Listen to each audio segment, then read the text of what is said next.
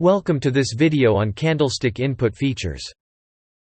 Raw price data such as candlesticks are generally not stationary, and therefore not a good input feature. You can use differencing to achieve stationarity. Stationarity in input features is good to have, but empirically it has been seen that normalized candlestick inputs also work well with neural networks. Normalized feature inputs prevent the feature with large values to dominate the ANN. This normalization can be done by z-scoring our price bars.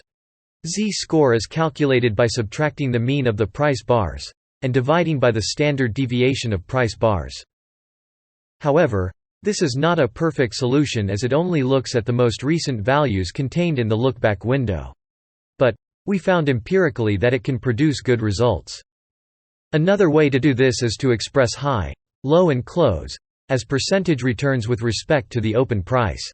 This also is a viable method and there is no right or wrong choice here. Do technical indicators also need to be made normalized? The indicators chosen here already have normalized time series properties.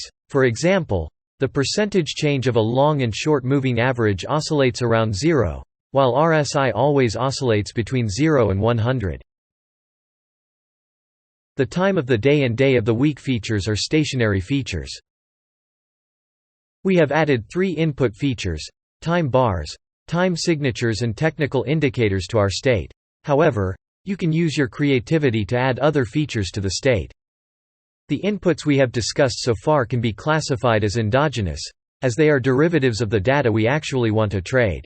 Exogenous features would be, for example, returns from related assets or macroeconomic indicators. It is also possible to apply indicators to exogenous features as well and use them as input features.